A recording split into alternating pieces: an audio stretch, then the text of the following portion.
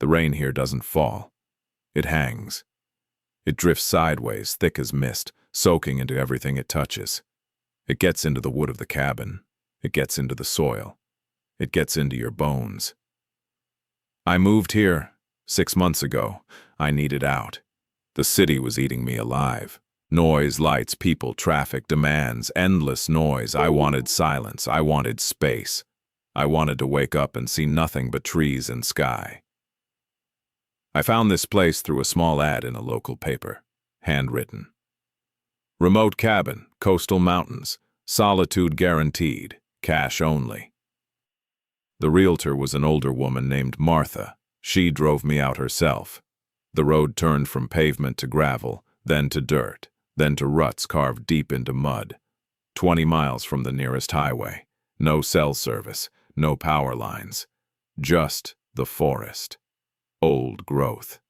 Douglas firs and western red cedars rising hundreds of feet, their tops lost in the gray clouds. The cabin sat in a small clearing. Rough-hewn logs, cedar-shake roof, a stone chimney leaning slightly to the left. It looked like it had been here forever, built low to the ground, like it was hunkering down against the weather. The previous owner was Silas Vane, Martha said, standing by the truck, not stepping too far into the mud. Lived here 40 years, died last winter. Natural causes, they say. Heart just gave out. She handed me a thick iron key on a ring. Her fingers were cold. Silas was particular, she said. Left things as they are. There's a note inside, nailed to the door. You should read it. He was serious about his ways. I laughed. Old man's quirks. She didn't smile back. Old man's survival, David. Don't dismiss it. I paid her. She left quickly, tires spinning in the mud, leaving me alone with the quiet. I hauled my gear inside. Generators, fuel cans, food supplies, books, tools. Everything I needed to live off-grid. Everything I needed to disappear. The cabin was musty but solid. 2 rooms, a main space with a wood stove and a table, a small bedroom in the back, a loft for storage, and there, nailed to the inside of the front door, exactly as she said, was a piece of heavy cardstock, yellowed, ink faded but still legible, written in tight, slanted handwriting. Silas's rules for the quiet. 1. Never walk the perimeter after dark. 2. If you hear whistling, do not open the door. Do not answer. 3. If you see footprints, do not measure them. Do not count them. 4. Whatever they ask for, do not give it. Not food, not water, not names. 5. If they step inside, the agreement is broken. I pulled it off the door, folded it, and dropped it into a drawer. Superstition. Isolation does weird things to the human mind. I knew that. That's why I came here. To prove I could handle the quiet. To prove I wouldn't start seeing things in the shadows. I spent the first week fixing leaks, chopping firewood, clearing brush from around the foundation. I worked hard. Physical labor felt good. It tired me out and it kept the thoughts away. At night, I lit kerosene lamps. I read by the yellow glow. The wind moaned outside. Branches scraped against the roof like fingers. Normal sounds. Just the forest, settling. For 3 months, it was perfect. Exactly what I wanted. Peace. Total, absolute peace. Then came the rain. The kind that lasts for days, turning the whole world into soup. Heavy, relentless, warm mud sticking to everything. I woke up on a Tuesday. The sky was still gray, but the rain had slowed to a drizzle. I needed water. The creek was 50 yards out back. I grabbed 2 buckets and stepped onto the porch. That's when I saw them. Tracks. They started at the tree line, circled the clearing in a wide, perfect ring, disappeared back into the trees. I walked down the steps, boots sinking into soft earth. I knelt down. My blood turned cold. I know tracks. I grew up hunting. I know deer, elk, bear, coyote, bobcat. I know every animal that walks these woods. These were not animal tracks. They were too long, 18 inches, maybe more, from heel to toe, but incredibly narrow, slender as a human hand pressed into the mud. And the toes, 5, 6, 7 distinct impressions, splayed wide, thin, pointed, like skeletal fingers. Like someone had taken a human footprint and stretched it, pulled it out like taffy until it was twisted and wrong. They looked almost human, but wrong, distorted, elongated.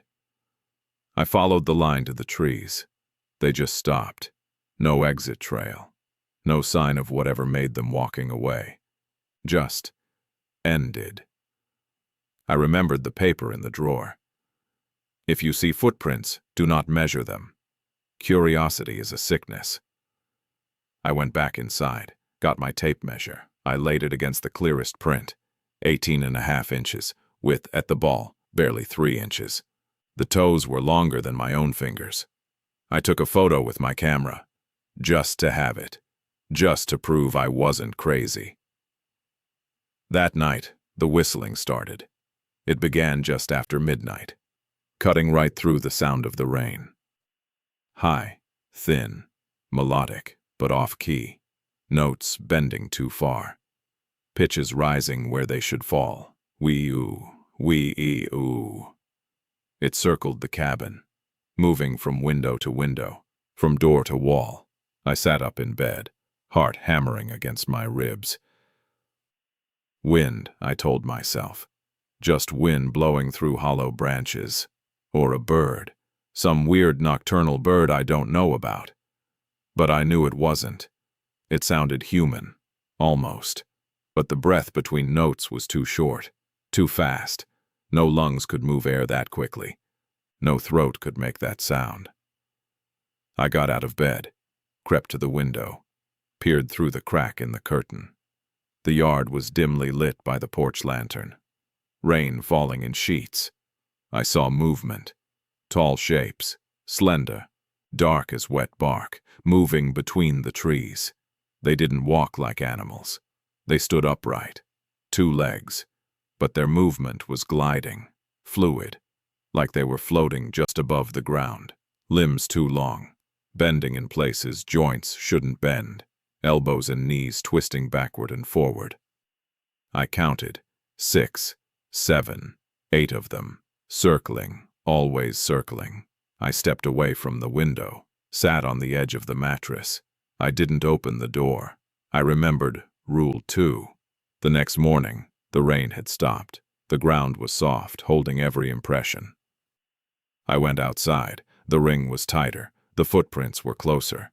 Where the first set stayed near the tree line, these came halfway across the clearing. Dozens of them, overlapping, weaving together.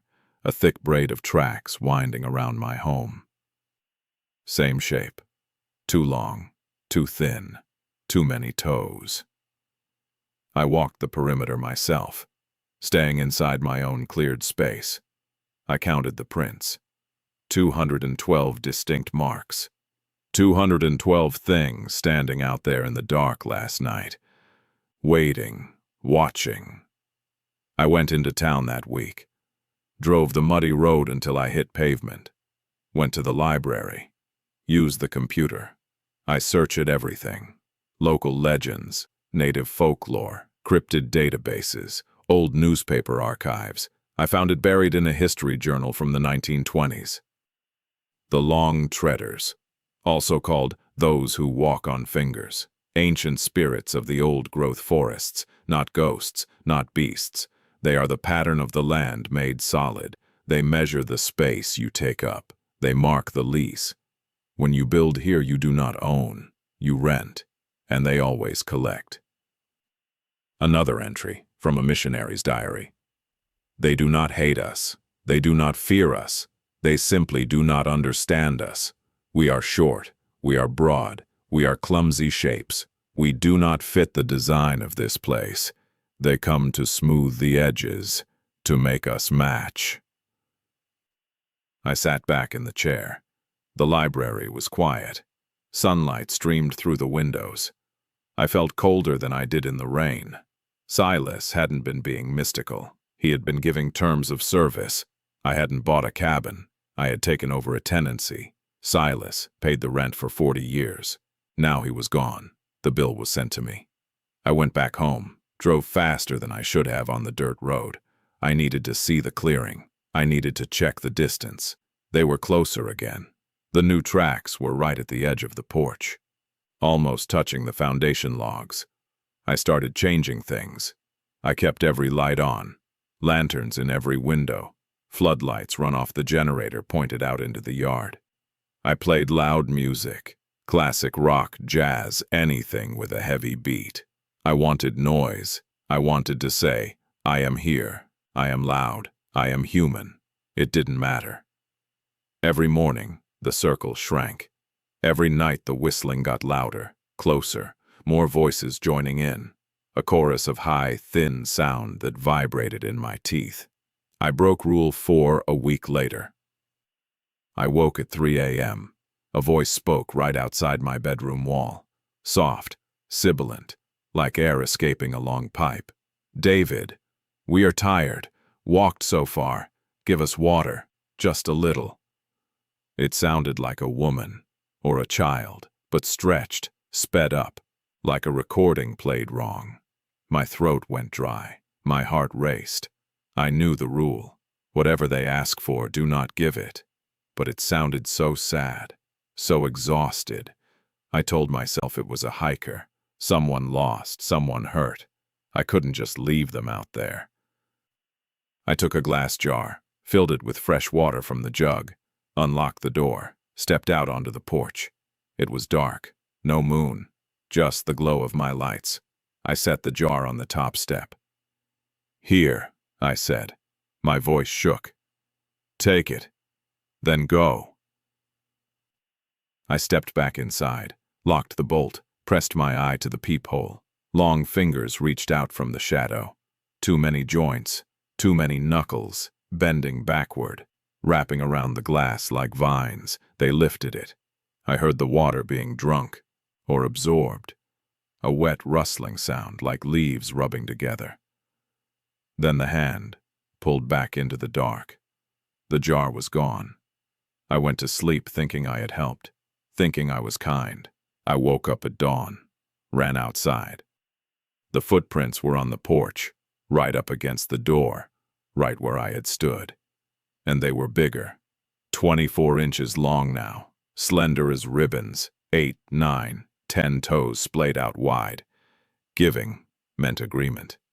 Giving meant I acknowledged them.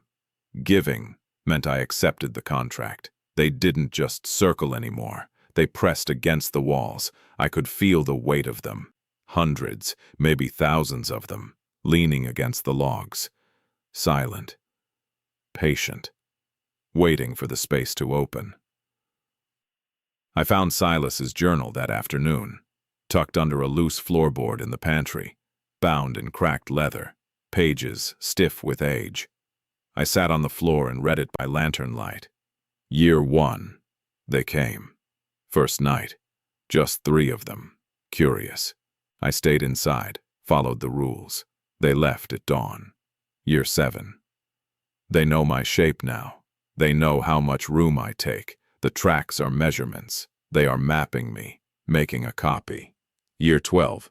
I tried to board up the windows. Didn't work. They don't care about wood or glass. They care about boundaries. I drew a line. They respect it. For now. Year 20. I saw one up close, standing by the well, taller than the roof. So thin I almost didn't see it against the trees. Feet like hands. Hands like roots. It didn't move. Just watched me. I didn't measure. I didn't count. I went inside. Year 38. They are closer. The circle is small now. I can almost touch them from the porch. I know what happens next. I know why they stay. They don't want to hurt me. They want to be me. Or rather, they want to fill the space I occupy. Nature hates a vacuum. This land hates an empty shape. Final entry, December. Rule 5 is the only one that matters. If they step inside, the agreement is broken. But the agreement isn't about keeping them out. It's about keeping me in. If I step outside, I become part of the rent. I closed the book. My hands were shaking. I understood the conflict now. It wasn't monster versus man.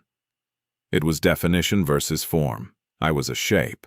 A square, solid, short, clumsy shape imposed on a landscape that was long, winding, flowing, and thin.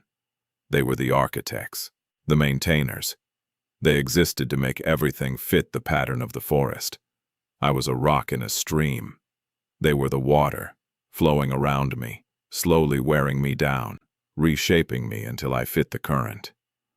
I walked to the window, looked out. Dusk was falling. The trees were turning into solid black pillars.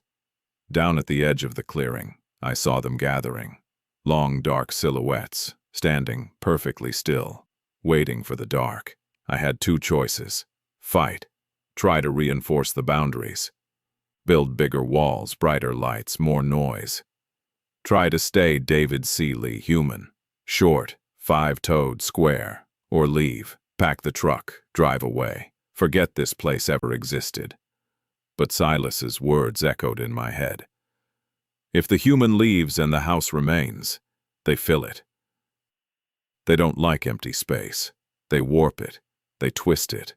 They turn cabins into things made of wood and shadow and too many limbs. They turn roads into forest.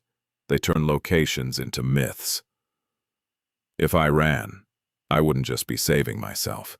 I would be abandoning this place to become something unholy, something that might trap the next person who came looking for silence. And deep down, I didn't want to leave. I came here to find peace, to find truth, to find something real. And I had found it. Raw, ancient, terrifyingly real. I sat at the table, pulled out my own notebook. I wrote down what I knew. I wrote down the rules. I wrote down what they are. I wrote down what happens next. Because I knew. The circle wasn't shrinking because they were aggressive. It was shrinking because the negotiation was ending. They had measured me. They had studied me. They had waited for me to understand. Now they were asking the final question. Do you belong to the pattern, or do you break it? Outside, the first whistle cut the air, high and clear. Then another, and another. The chorus began, rising and falling, weaving through the trees, wrapping around the cabin like a rope. I stood up, walked to the door. I put my hand on the iron handle, cold, heavy. Rule 1. Never walk the perimeter after dark. Rule 5. If they step inside, the agreement is broken. I realized the rules were never meant to keep them out. They were meant to keep me in, to keep me human, to keep me separate. But separation was the problem. Separation was the anomaly. I took a breath, deep and slow. I turned the handle. The latch clicked loud in the quiet. I pulled the door open. The night air rushed in. Cold, wet, heavy with the smell of pine and damp earth and something else. Old life. I stepped out onto the porch. The whistling stopped instantly. Silence. Absolute and total. Hundreds of them stood there, packed tight from the porch steps all the way back to the tree line. Tall, thin, dark, motionless, feet planted in the mud. Thousands of prints overlapping, forming a solid mat of long, thin, multi-toed shapes. Too long, too thin, too many toes. They turned as one, hundreds of blank, featureless faces turning toward me. I didn't speak. I didn't shout. I didn't run. I raised my hand. I spread my fingers wide, stretched them as far as my bones would allow, trying to mimic the shape I had seen drawn in the dirt every morning for months. One figure stepped forward, taller than the rest, so thin it looked like a shadow cast by a telephone pole. It glided up the steps until it stood right in front of me. Its head almost touched the roof eaves. It lifted its own hand. Fingers splayed. 7 joints, 8 segments, bending in impossible curves. It didn't have eyes, but I felt it seeing me. Every cell, every memory, every shape I had ever been. It tilted its head. A soft, wet breath hissed from its throat. Shape. Match. Belong. The word wasn't spoken. It was understood, felt in the bones. I looked down at my feet. My boots, thick, heavy, imprints in the mud below me. Short, broad, 5 toes, wrong shape. I looked at its feet. Elegant, elongated, perfectly formed. Right shape. I thought of the city. Noise, crowds, straight lines, squares, boxes. I thought of the forest, curves, spirals, height, reach, endless flow. I thought of why I came here. To be alone, to be part of something bigger, to stop fighting the world and start living in it. I reached down, undid the laces, pulled off my boots, dropped them on the boards. I stood barefoot. Cold mud seeped between my toes. I looked up at the tall one. I understand, I said. My voice was steady, stronger than it had ever been. I was the mistake. I was the wrong fit. It leaned closer, long limbs hovering around me like branches. Change. Become. Continue. I stepped down from the porch, off the wood, off the boundary line Silas had drawn. My bare feet sank deep into the earth. I walked forward, into the crowd. They parted, silent, smooth, opening a path just wide enough for me. I walked past the tall one. I walked past hundreds of them. I looked down at every step I took. I tried to change how I moved. I stretched my stride. I shifted my weight to the outside of my foot. I spread my toes as wide as I could. I looked back over my shoulder. The cabin looked different already. The sharp corners softening, the roofline rising, the walls thinning. It wasn't a square box anymore. It was becoming something else, something that fit. I looked at my hand, held it up to the moonlight. My fingers were lengthening, my skin turning dark and smooth, my joints multiplying. It didn't hurt, it felt right, like stretching a muscle that had been cramped for 35 years. I kept walking, deeper into the circle, deeper into the pattern. Somewhere behind me, the cabin door clicked shut. The agreement was broken. But a new one had just begun. The transformation didn't happen all at once. It wasn't a snap.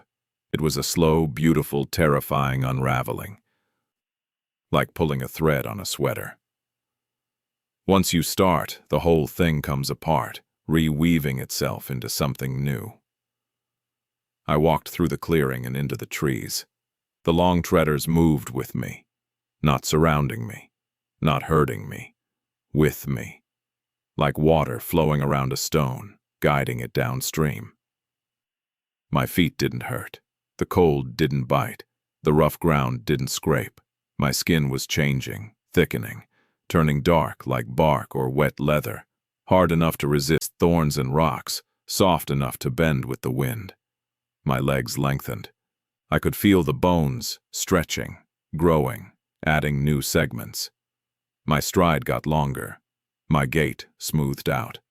The clumsy, bouncing walk of a human disappeared, replaced by that gliding, floating motion I had watched from the window for so many nights. My arms grew too, hanging down past my knees. Fingers stretching, splitting, gaining new joints, new flexibility. I could spread them wide enough to wrap around a tree trunk. I could feel the texture of the bark, the flow of sap underneath, the pulse of the tree's life. My face. I don't know exactly what happened to my face. I didn't have mirrors anymore. I didn't need them. I felt the features smooth out, the nose flattened, the mouth dissolved, the eyes shifted, moved back, multiplied, spreading out along my temples, giving me vision that wrapped around my head, 360 degrees, seeing everything at once, seeing in the dark as clearly as in the light. I didn't need to eat. I didn't need to sleep. I didn't need to breathe air, not the way I used to. I absorbed moisture from the mist. I drank light from the gray sky. I fed on the pattern itself. But my mind stayed. That was the most terrifying part. I was still David C. Lee. I remembered everything. My childhood, my parents, the city, the noise, the stress, the day I drove out here, the feel of the key in the lock, the shock of seeing those first footprints. I remembered the rules. I remembered Silas. And now I understood what they meant, truly understood, on a level deeper than words. Rule 1. Never walk the perimeter after dark. The perimeter is the border, the line between worlds. Walk it, and you are no longer a resident. You are a traveler. You enter their jurisdiction, and once you cross, you don't come back the same. Rule 2. If you hear whistling, do not open the door. The whistling is the invitation, the call to join the song. Open the door, and you answer. You accept the melody. You become part of the music. Rule 3. If you see footprints, do not measure them. Measurement is definition. To measure is to say, this is real. This exists. Once you define them, you make them solid enough to touch you. Once you measure, you invite them to measure you back. And they measure everything. Your height, your weight, your shape, your habits, your memories, your soul. Rule 4. Whatever they ask for, do not give it. Giving is contract. In their logic, which is older than law, older than money, older than language, if you give something, you admit ownership. If you give water, you admit you own the water. If you give shelter, you admit you own the roof. If you give attention, you admit you own the space. And if you own it, you can be asked to pay rent. And if you can pay rent, you can be evicted or converted. Rule 5. If they step inside, the agreement is broken. The agreement was, you stay in your shape, we stay in ours. Break that, and there is no more separation, no more yours and mine. Everything is ours. Everything is the pattern.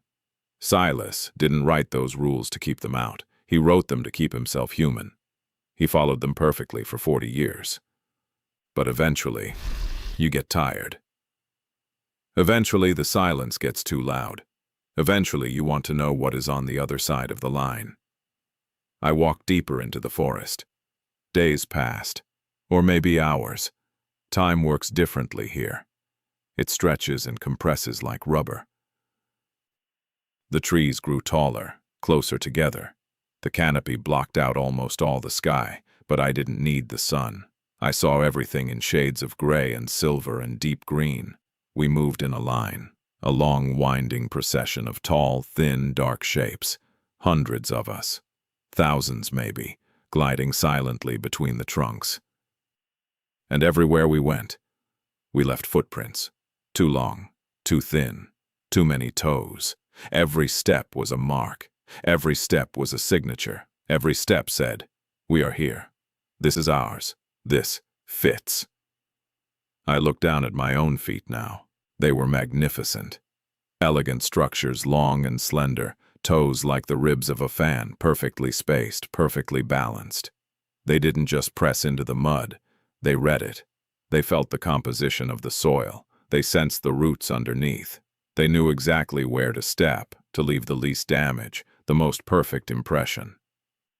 I realized now why the footprints had looked so strange to me before. They weren't distorted. They were optimized. Human feet are clumsy, built for flat ground, for roads, for cities, for straight lines. Their feet are built for this, for uneven earth, for slopes, for mud, for roots, for the complex, twisting, three-dimensional maze of the old-growth forest. They are perfectly designed. I was the one who was wrong. We stopped at a clearing, a small oval space, ringed by massive cedars. In the center stood a stone, flat, gray, weathered. I recognized it. I had seen it on maps, a landmark, a boundary marker from the 1800s, but now I saw it differently. It wasn't a marker, it was a hub. The ground around it was packed solid with footprints. Millions of them, layered hundreds of deep, a spiral winding outward from the stone, stretching for miles in every direction. This was the center. This was where the pattern began. The tall one who met me at the cabin glided to the stone. It turned to face me. Teacher, keeper, walker. The concepts flooded my mind. I wasn't just changed. I was promoted. I had been human. I had been the anomaly. I had been the one who broke the pattern. And because I broke it, because I saw it, because I understood it, I was given a new role. I was to be the one who explains, the one who measures, the one who waits at the edge for the next shape that doesn't fit. I looked at the others. They were all moving in perfect rhythm, circling the stone. Step, glide, pause. Step, glide, pause. Endless. They were the pattern. They were the habit. They were the memory of the forest, made flesh. But I was different. I still had the memory of outside. I knew what roads were. I knew what cities were. I knew what people were. I was the bridge. I spent what felt like weeks learning how to move without making sound, learning how to see the flow of energy in the land, learning how to read the ground, to know exactly where a footprint will last the longest, where it will be seen, where it will be understood. I learned about the cycle. It is always the same. A human comes, they build, they cut, they clear, they impose their square shape on the round world. We come, we circle, we measure. We show them the difference. Some run. Good. They leave. They take their shape with them. The land heals. The forest grows back. The pattern remains unbroken. Some stay. They fight. They build fences. They bring machines. They try to force the land to be what they want it to be. They break the rules. They measure us. They give us things. And eventually, they join us. They learn the shape. They become part of the maintenance crew. And some are like Silas, like me. They come looking for something. They come looking for truth. They come looking for silence. And when they find it, they don't fight it. They merge with it. I understood the moral dilemma I had faced back in the cabin. It wasn't about good versus evil. It wasn't about survival. It was about definition. Everything exists only because it has a shape, a definition, a place in the pattern. If you define yourself as human, short, square, separate, you stay that way. But you are fighting the entire weight of the land. You are fighting gravity itself. If you redefine yourself as part of this, long, flowing, connected, you gain everything. You lose nothing but the struggle. I thought I had lost my humanity. But looking back, I was never fully human out there in the city. I was just a collection of rules and expectations and noise. Here, I am whole. I am exactly what I was always meant to be. One night or one day, time means nothing. I felt a disturbance in the flow, a new shape, something foreign, something short, something heavy, something loud. It was coming from the direction of the cabin, from the road. I moved, fast. My new legs carried me through the trees faster than any car, faster than any animal. I flowed over roots and rocks and fallen logs like water. I reached the edge of the clearing. A truck was parked there. Bright orange, shiny, new. A man stood by the door, young, 20-something, backpack on his shoulders, camera in his hand. He looked exactly like I did 6 months ago. Curious, idealistic, looking for an escape, looking for a story. He looked at the cabin. It looked different now. Taller. Logs curved and twisted. Windows long and narrow, high up near the roof. The roof itself peaked sharp and high, like a pine tree. He walked forward, boots crunching on dry leaves. He saw the footprints. My footprints. Our footprints. Leading from the tree line right up to the porch. He knelt down, just like I did. He ran his finger along the impression. "Whoa," he whispered. "What the hell made this?" He pulled out his tape measure. "If you see footprints, Do not measure them." He laid it down. 24 inches. That's impossible. Looks like a giant hand. He stood up, looked around. He didn't see me. I was standing perfectly still, pressed against a cedar trunk, my skin matching the bark, my shape blending perfectly with the branches. He didn't see the hundreds of others standing in the shadows all around him. He walked up the steps, to the door. He tried the handle. It opened easily. We never lock. Locks are for things that need keeping out. He stepped inside. I felt the shift. The cabin recognized a new shape, a new definition. He walked around the main room. He found Silas's journal on the table. He found my notebook right next to it. He opened mine. He read the words I had written only weeks ago. "Footprints circle my cabin. Too long, too thin, too many toes." He laughed. Nervous, scared, excited. "Creepy," he said. "Some kind of art project?" He walked to the bedroom. He found the drawer where I had kept the original note. He pulled it out, read Silas's rules. He stopped laughing. He looked out the window. Right at me. I didn't move. I didn't breathe. I didn't need to. He couldn't see me. Not really. He just saw a shadow, a trick of the light. But he felt me. He felt the weight of hundreds of eyes pressing against him. He backed away from the window. "Okay," he said to himself. "Okay, this is weird. Time to go." He turned to leave. But the door was closed. It hadn't been closed a moment ago. Now it was shut tight. No latch, no handle, just solid wood. He pulled. It didn't budge. "Hey!" he shouted. "Hey! Let me out!" He banged on the wood. From outside, from all around the cabin, the whistling started.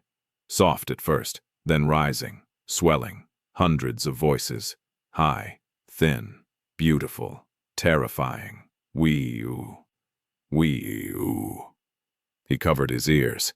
He backed into the center of the room. "Stop it! Stop it!" He looked at the walls.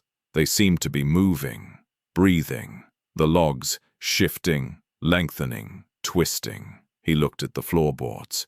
They were turning soft, turning to mud. He saw footprints appearing inside the room, materializing out of the wood, circling him. Too long, too thin, too many toes. He was trapped, and I knew exactly what he was feeling. The confusion, the fear, the realization that the world is bigger and stranger and more alive than you ever imagined. I stepped away from the tree. I glided across the clearing, up the steps, through the wall. Wood is no barrier to us. Shape is no barrier.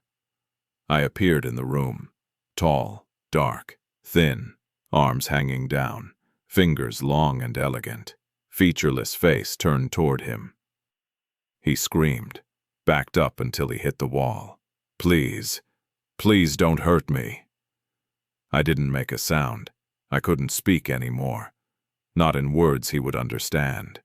I raised one hand, long fingers splayed wide. 10 perfect toes visible on my foot as I shifted my weight. I pointed down at the footprints circling his boots. Short, broad, 5 toes. Wrong. I pointed to my own feet. Right. I pointed to the door. It wasn't wood anymore. It was an opening back to the road, back to the city, back to the noise, back to the square shapes. Leave. I pointed to the floor, to the pattern, to the flow, or stay. He looked at me. He looked at the footprints. He looked at the whistling shadows pressing against the windows. He understood. Not perfectly. Not yet. But enough. He scrambled toward the door, through the opening, out into the clearing. He ran to his truck, jumped in, tires spinning mud, engine screaming. He was gone in a cloud of dust and noise. Good. He was too young, too new, not ready. He needed to live his life. He needed to learn his own shape before he could try to fit ours. I watched the dust settle. The cabin shifted back, solidifying into wood again. The door closing, the windows rising high. The others came out of the trees, hundreds of them, gliding into the clearing. We circled the cabin. We circled the stone. We circled the clearing, leaving our marks, reminding the land, reminding ourselves. I stood at the edge of the trees, looking down at my feet. My footprints were the largest, the most elegant, the most complex, because I remembered, because I understood, because I had been both. I was the measurement. I was the line drawn between what was and what is. I realized now why Silas's final entry said what it did. I thought I was the tenant. I was the building material all along. We are all building material. Every human who walks here, every life that touches this land. We are the clay. We are the wood. We are the stone. The forest is the builder. The pattern is the design. And the long treaders. We are the architects, the carpenters, the maintenance crew.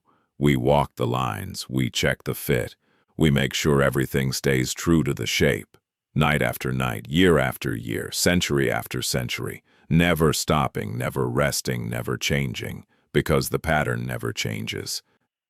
And as long as there are people who come looking for silence, as long as there are people who step off the road, as long as there are shapes that don't quite fit, we will be here, circling, measuring, waiting, leaving our signature in the mud. If you were to drive down that old dirt road today, if you could find it, which is unlikely because it is almost completely overgrown, erased from maps, forgotten by the county, swallowed up by the hungry green that claims everything out here, you would find nothing much at first glance. Just trees. Miles and miles of ancient, towering, wet green trees. Douglas firs rising 200 feet straight up, their trunks thick as castle towers, bark furrowed and deep, holding rainwater in the crevices like tiny wells. Western red cedars spreading wide, their branches sweeping down to touch the ground, creating tunnels and caves of foliage where the light never reaches. Moss hangs everywhere, thick and shaggy, draping from every limb, covering every rock, wrapping every fallen log in a soft, damp blanket. The ground is a sponge, dark and rich, layered with centuries of needles and rot and new growth. It is a world entirely in shades of gray and green. No bright colors, no sharp edges. Everything is softened, blurred, rounded by time and moisture. The air is heavy, thick with the smell of wet earth, pine resin, and the faint, sweet scent of decay that is actually the smell of life being born again. But if you knew where to look, if you pushed through the brush, fighting vines that seem to actively twist around your ankles, fighting branches that seem to lean in to block your path, fighting a feeling in your chest that whispers, turn back, you don't belong here, you might find the clearing. It isn't square anymore. It was never meant to be square.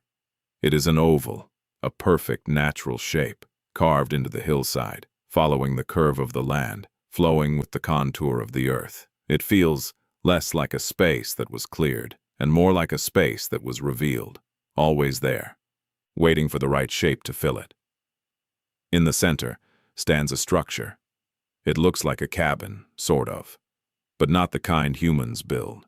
Not sharp corners, not straight lines, not flat planes. It rises high, slender, elegant, made of logs that curve and spiral upward, woven together like basketwork, twisting around each other as they climb, merging into one solid mass of wood and fiber. The roof is sharp and pointed, like a needle or a leaf or the tip of a flame, reaching toward the gray sky. The windows are long slits, high up near the peak, glowing with a soft, golden-gray light that doesn't seem to come from any lamp or fire, but seems to emanate from the wood itself, from the sap running inside, from the life stored within. It looks alive, breathing, growing. You can almost see it shift if you watch long enough, the walls expanding and contracting slowly, matching the rhythm of the wind, matching the rhythm of the rain, matching the rhythm of the earth's deep, slow heartbeat. And all around it, winding through the mud and moss and pine needles, are the tracks. Thousands of them, millions of them, layered deep, pressed one on top of the other, overlapping, weaving, braiding into a solid mat of impressions that covers the entire clearing and stretches out into the trees for hundreds of yards in every direction. Too long, too thin, too many toes. They form a spiral, starting far out at the tree line, winding tighter and tighter, circling the center again and again, narrowing until it reaches the very walls of the structure, then turning and winding back out again. Endless, unbroken, a labyrinth written in dirt. If you stood there, perfectly still, perfectly quiet, breathing the damp air, letting the silence settle over you like a heavy coat, you might see us. We move between the trees, tall, dark, gliding, almost invisible against the trunks, our skin the exact color and texture of wet bark, our limbs thin enough to slip between branches without touching them. We move in lines, in circles, in spirals. We flow like water down a slope. We stand like trees in a storm.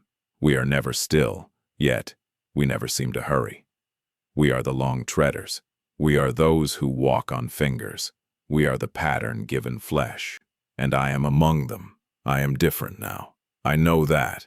I remember what I was, and that memory is the only thing that makes me unique among my kind. I am older, taller, darker. My limbs stretch impossibly far, long enough to touch the ground while standing fully upright, long enough to wrap around the widest trunk.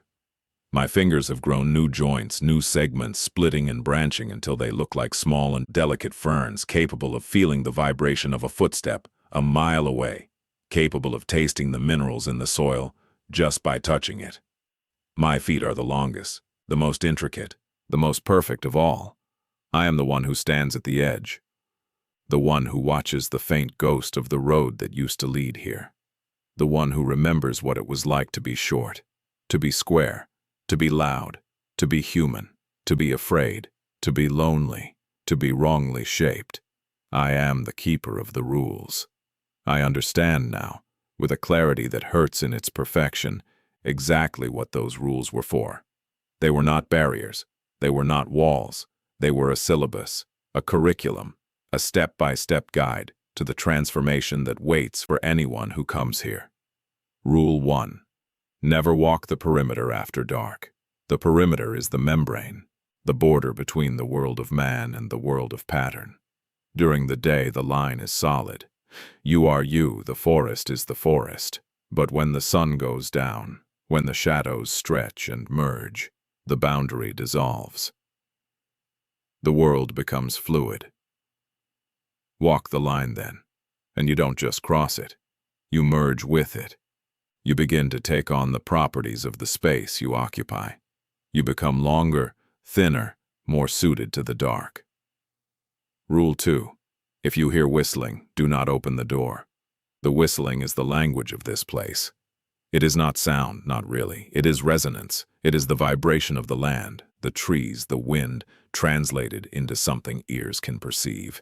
It is beautiful. It is haunting. It is the most perfect music you will ever hear. And it is designed to resonate with the shape of your soul. Open the door, let it in, and it will rearrange you to match its frequency. You will sing along forever, and you will forget you ever knew any other song. Rule 3. If you see footprints, do not measure them. Measurement is definition.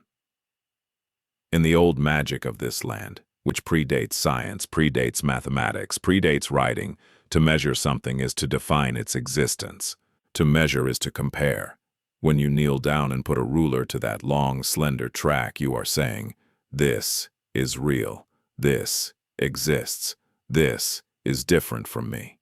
And once you see the difference, once you acknowledge the gap between your shape and theirs, the pattern rushes in to fill it. You invite them to measure you back. And they measure everything: your height, your weight, your stride, your habits, your fears, your memories, your soul. They map you completely. They know exactly how much space you take up. And once they know how to replace you. Rule 4. Whatever they ask for, do not give it. Giving is contract. Human law is based on ownership and exchange. The law of the forest is based on connection and belonging. If you give water, you admit you have the right to give it, which means you claim ownership over it. If you give shelter, you claim ownership over the roof. If you give attention, if you look at them, if you speak to them, if you acknowledge them, you claim ownership over the space between you. And if you own it, you can be asked to pay rent. And rent here is not money. Rent is form. Rent is shape. Rent is your place in the design. Pay enough and you become the property. You become part of the land itself. Rule 5. If they step inside, the agreement is broken. The original agreement, made when the first cabin was built, was simple. You stay your shape. We stay ours. Separate but coexisting. But once the barrier is crossed, once the threshold is breached, the separation ends. There is no more yours and mine. There is only ours. There is only the pattern. Everything belongs to everything else. You don't lose your home. You lose the concept of home as something separate from yourself. You expand. You fill the space. You become the walls, the floor, the roof, the clearing, the trees. You become everything. Every now and then someone comes. They are always the same. The tired, the lost, the seekers, the ones who have had enough of the world of boxes and noise and straight lines and clocks and rules that don't make sense. The ones who look at the city and see only cages. The ones who look at the wild and see only freedom. They find the road. They push through the brush. They step into the clearing, and they see the tracks. They always stop. They always kneel. They always wonder. I watch them from the shadows. I watch the realization dawn on their faces. I watch the fear mix with fascination. I watch the desire to know fight with the instinct to run. Some turn back immediately. Fear takes them. Good.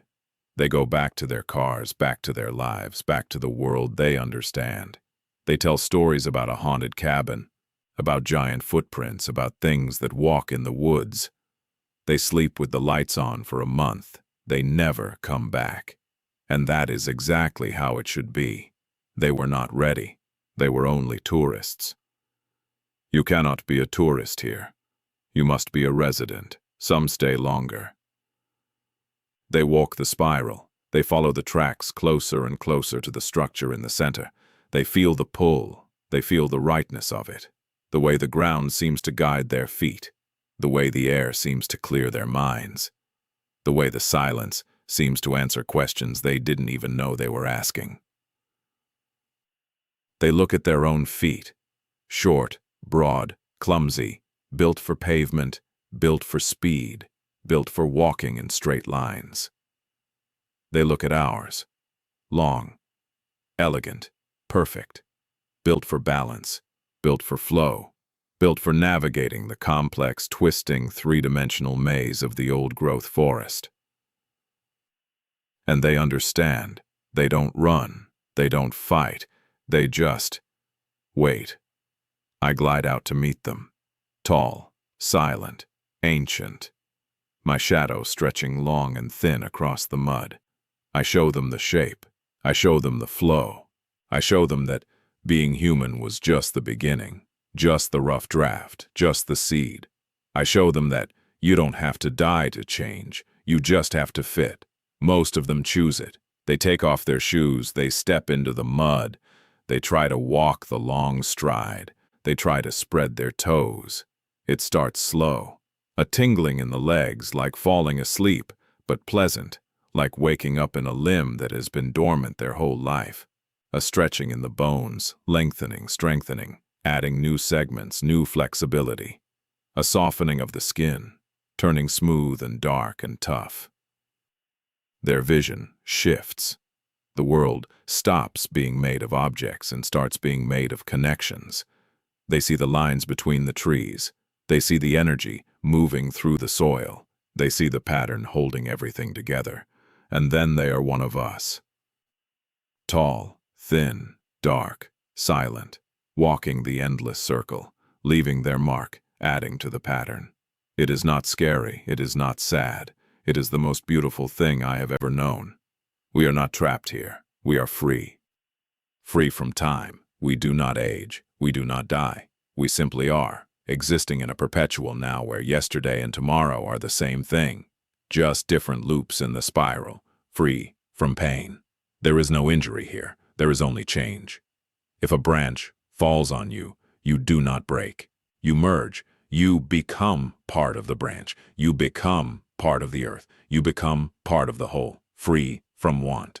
We do not hunger, we do not thirst, we do not crave, we are sustained by the very existence of the forest.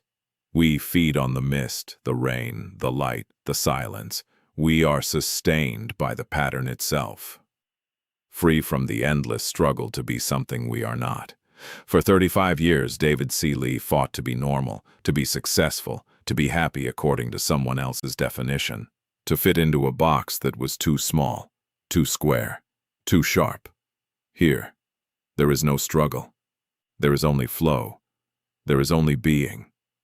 I remember David C. Lee sometimes, faintly, like a dream you had a long time ago or a person you used to know who lived a different life.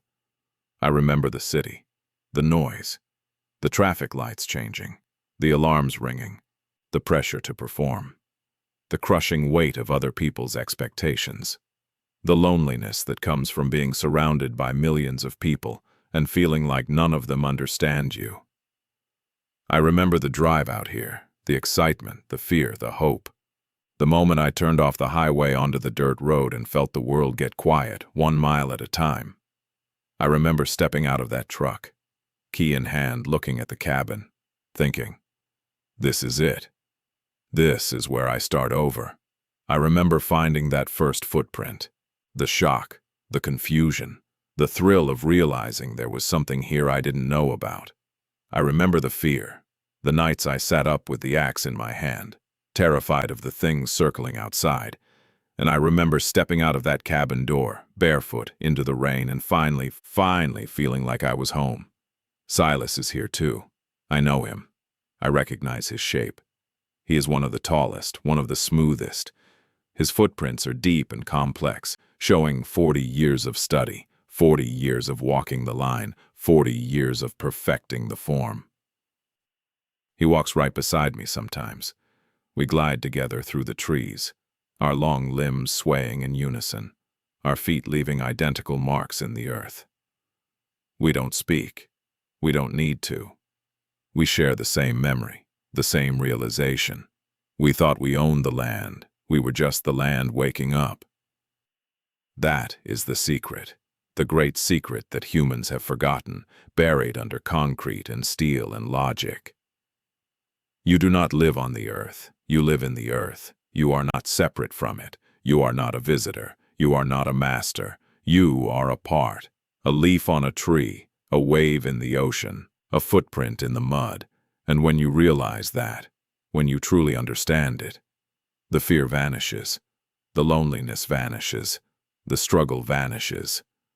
You become everything. I walk the spiral now, thousands of times a day, thousands of times a night. Time has no meaning, but the rhythm is constant. Step, glide, pause. Step, glide, pause. Circling, always circling. My feet sink deep into the earth. I leave my mark. I write my name in the soil. Too long, too thin, too many toes. Every step is a sentence. Every circle is a story. Every spiral is a history book, written in dirt and memory. And every time I step, I feel the connection. I feel the forest, breathing, inhaling the mist, exhaling the silence. I feel the mountains rising slowly, pushing up against gravity. I feel the rain falling, feeding the roots, feeding the moss, feeding us. I feel the old life of this place, pulsing through every cell of my new body, a rhythm that started long before humans walked upright and will continue long after they are gone. We are the ghosts people talk about. We are the legends. We are the things that go bump in the night. We are the reason people feel watched when they walk alone in the deep woods. We are the reason they feel small. We are the reason they feel awe. But we aren't monsters. We are the memory of the world before humans drew lines on maps. Before humans built walls. Before humans decided they were separate from the dirt and the trees and the rain. Before humans decided they were the center of everything. We are the shape of the earth itself, given form, given motion, given purpose. We are the guardians of the old ways. We are the preservers of the true form.